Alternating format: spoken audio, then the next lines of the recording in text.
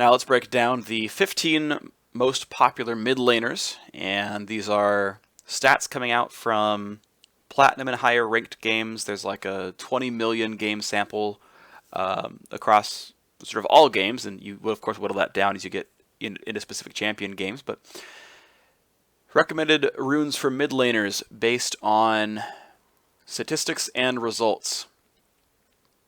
Well, spoiler alert, we're going to be seeing a lot of this one. Magic penetration marks. Shocker, shocker, shocker, shocker, shocker. Really no surprise to any of us here.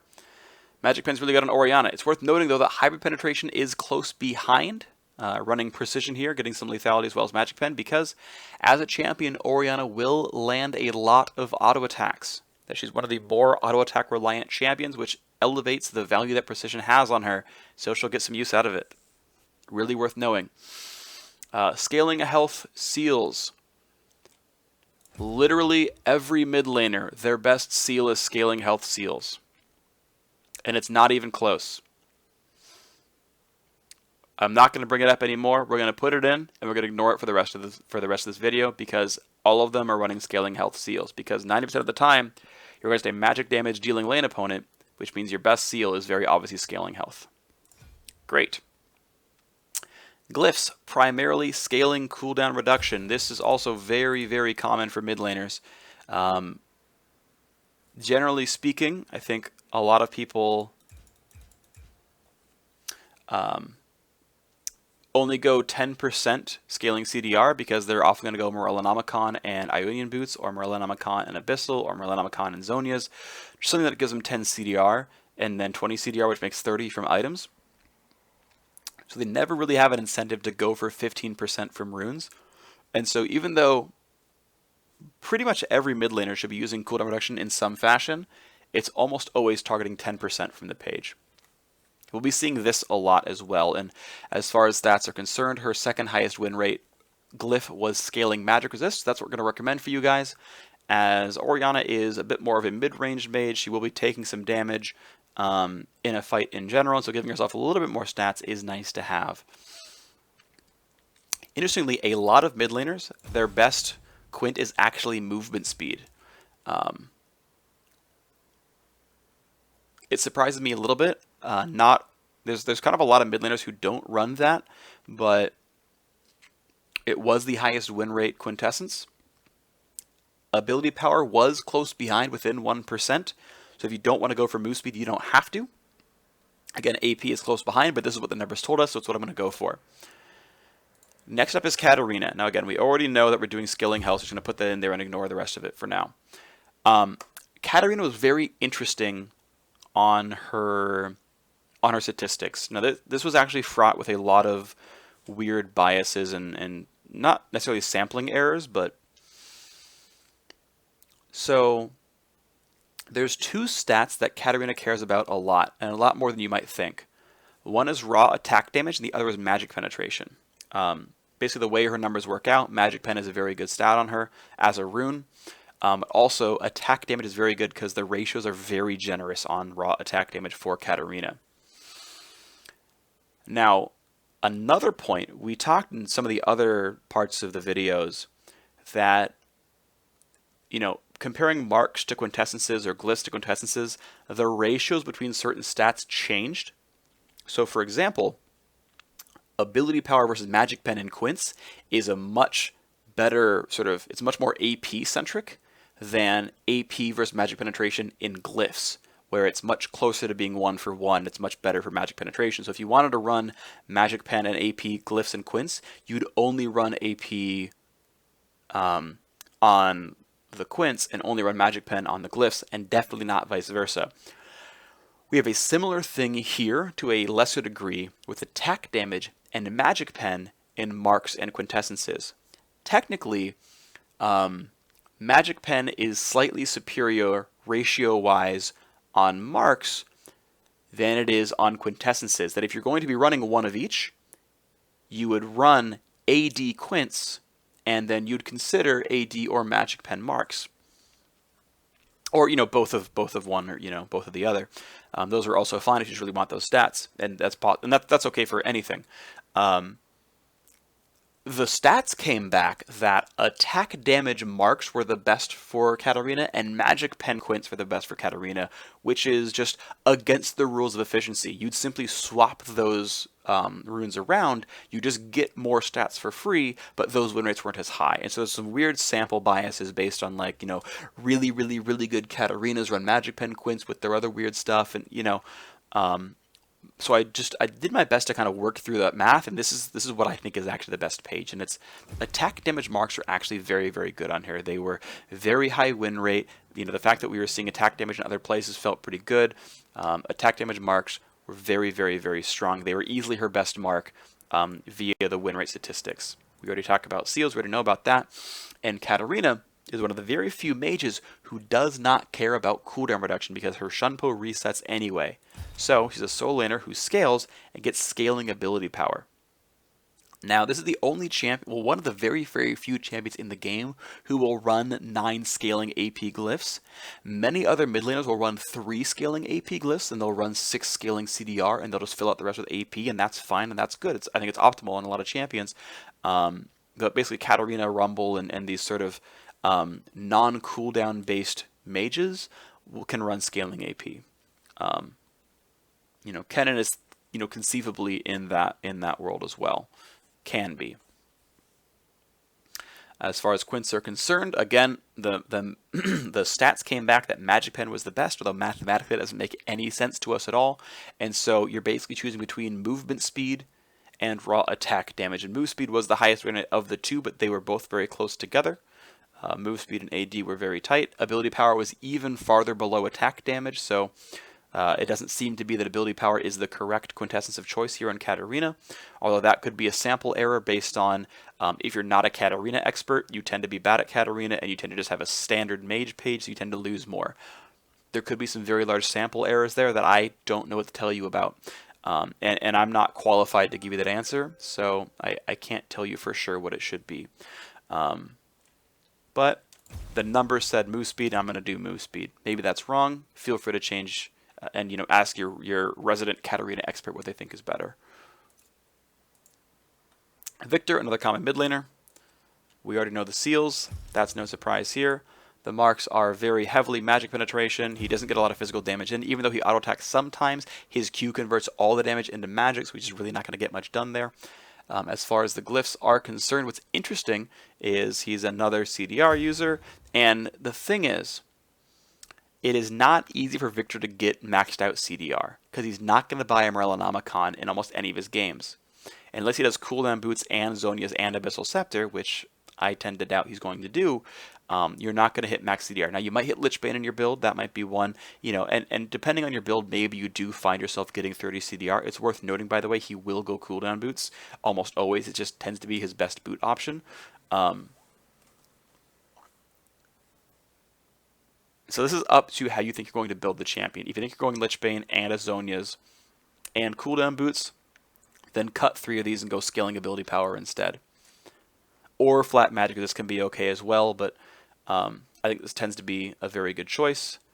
And then for quints, ability power gets the nod, although move speed is close behind. The thing is, Viktor has a way of getting move speed already via his empowered Q, so it's not as necessary to grab movement speed, and so he doesn't tend to get it quite as much.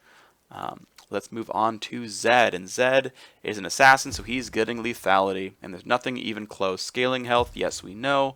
As far as glyphs are concerned, scaling cooldown reduction is the best by a lot. Getting a second round of spells in during Deathmark is a really big deal. Getting Deathmark back up is a really big deal. Getting more lethality by quints for more damage is a really big deal.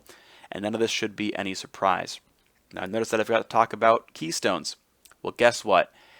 Almost everyone in this lane, unless I list an exception, is going 12-18-0 Thunderlords. They're all going Thunderlords. I thought briefly maybe Deathfire Touch was good on Viktor because his AP values are so high. Not good enough. Still Thunderlords. Everyone's going Thunderlords. I'll point out when it's not Thunderlords, but pretty much everyone's Thunderlords. 12-18-0 across the board. I know there's some pros who like to do 0-18-12, and there are some champions where it is better, but so far, not these. Ahri, actually, interestingly enough, is a hybrid penetration user. She's using precision. Now Magic Pen is not far behind. If you don't want to shell out for these precision runes, you don't have to. Magic Pen's pretty close. But basically, she's another champion who is going to land a lot of auto attacks as part of how she plays the game.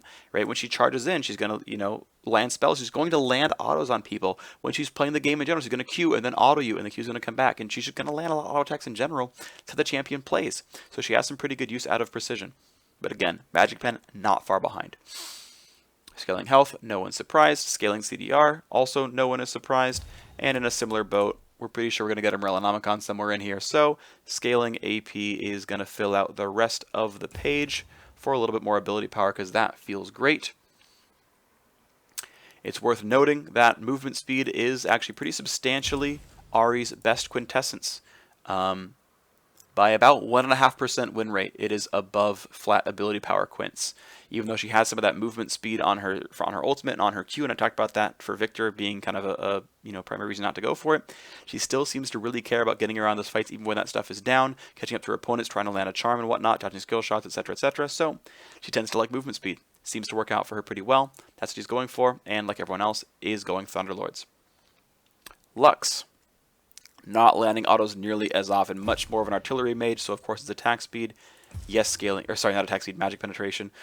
Yes, scaling health, no surprise here. Scaling cooldown reduction is far and away her best quintessence.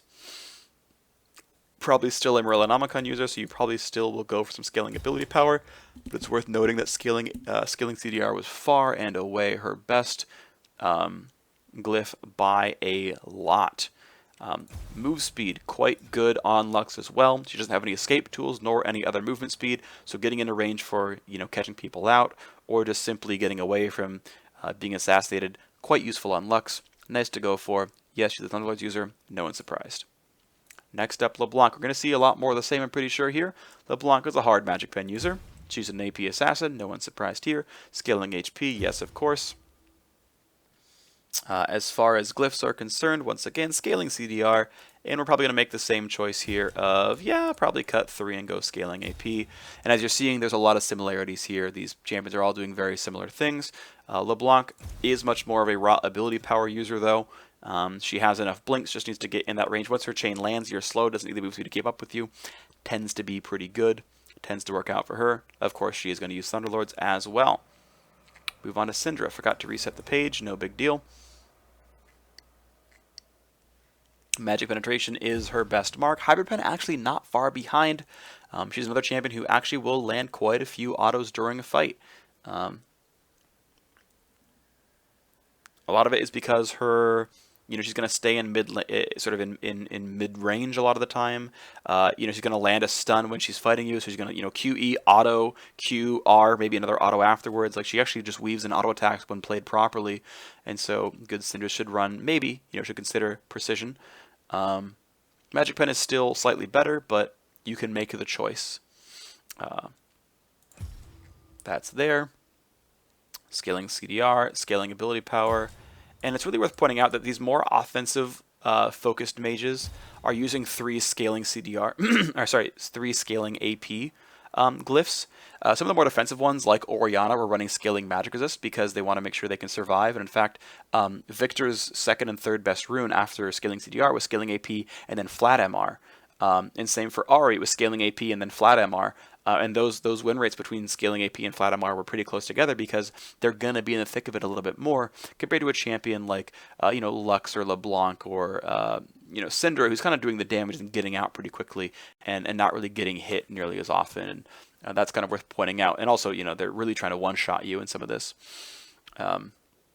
We are talking about Syndra, and AP ended up being the better quintessence. Movement speed was close behind. It's worth pointing out, but this helps you get to the breakpoint of one-shotting your opponents. Of course, move speed can help you get in there and land your QE, but win rates said AP was slightly better, although these are close together. We move into Fizz, and Fizz is going to land auto attacks as part of how he plays, so it means he's going precision as his better mark. And this was substantially better than Magic Pen, actually. There was a significant win rate difference between running precision versus running flat magic penetration, so this gets the nod pretty easily. Scaling health, as we know. He's another scaling cooldown reduction user. This time, though, I think it's pretty easy for him to get 30 CDR. He's going to buy a Lich Bane. He's going to buy a Zonies. He's probably going to go cooldown boots. I think you're probably going to stop at the 10. And being melee didn't really seem to make much of a difference. He's still being a scaling ability power user because he wants to try to one-shot you, and that's what the win rates came out as. Quint's flat AP, all good in the hood. Still 12-18-0. For those who don't know Fizz very well, E max first, W max second, leave Q for last. You go to number 10 with Yasuo. And you've seen him before, and his stuff is almost the same. It's attack speed. It's scaling health. It's scaling magic resist, maybe flat magic resist, but it's close enough. Basically, scaling MR, flat MR, and attack speed are all pretty close together here. It really could be either one. And actually, as far as the mid lane is concerned, attack speed itself had higher win rate than lifesteal, although lifesteal was very close behind. Depending on how you want to play the game, maybe you want to get yourself some lifesteal instead.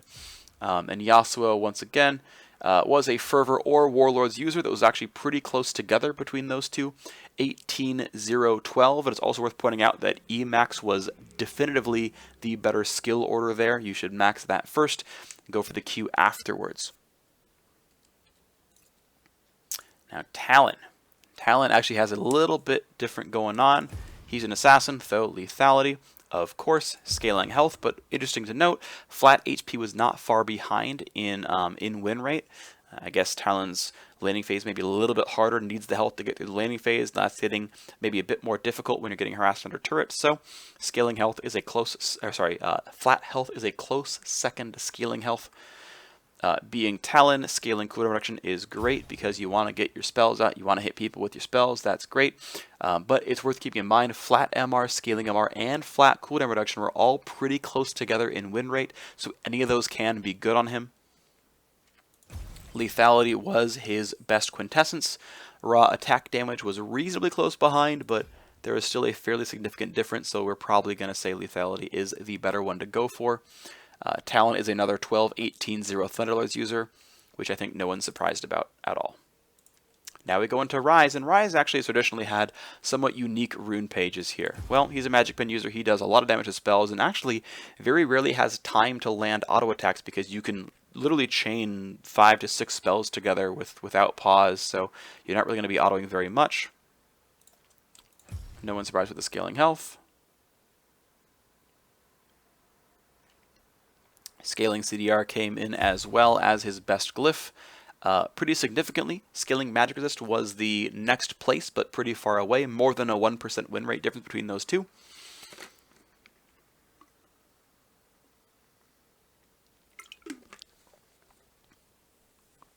And so, that's what he's going for with this. If you think you're going to get a bunch of CDR in your build already, I don't think you do typically with Ryze, because you're getting, you know, things like a Rod of Ages and a Seraph's Embrace and whatnot. You don't really get Morellonomicon. You're probably doing all the runes as scaling CDR, but you can do scaling magic resist as well if you care about that. As far as quints are concerned for Ryze, move speed actually got higher win rate than ability power. Ability power was close behind, but unsurprisingly, here's Ryze, a standard mid-range sort of mage guy, and that's what he's going to be wanting to go for.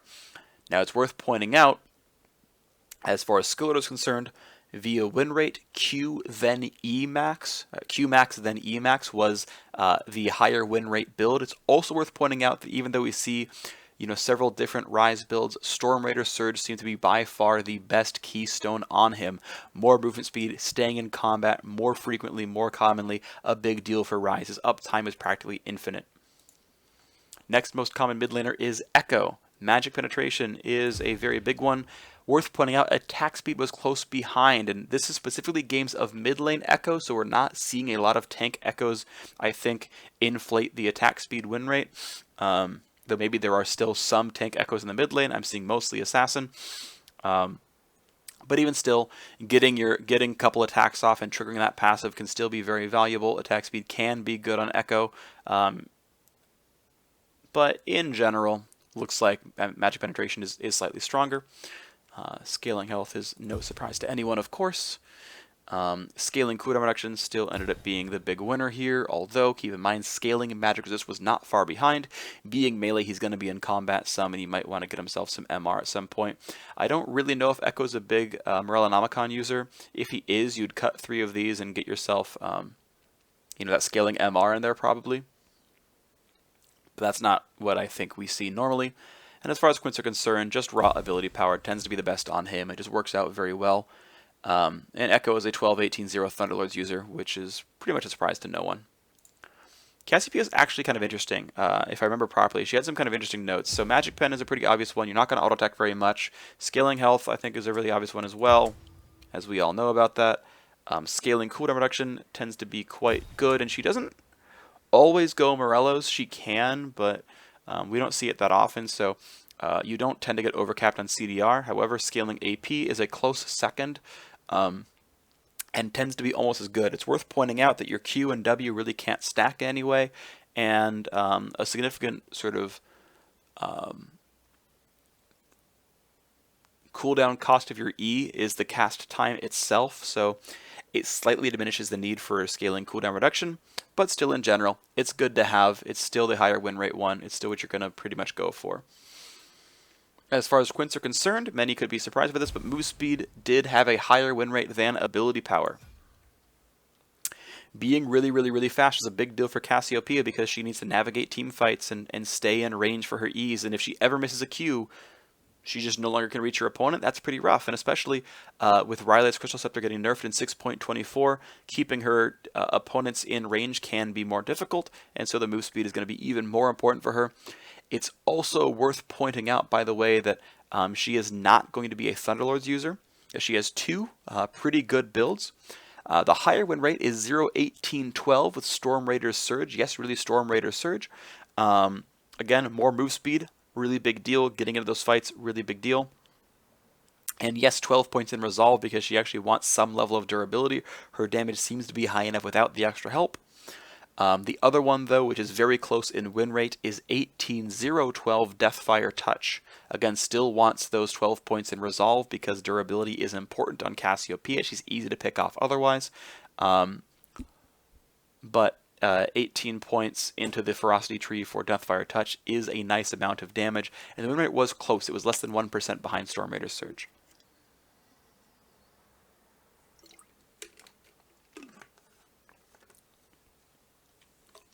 And we will round out our mid lane video with Annie, who is pretty typical but has a couple of interesting points.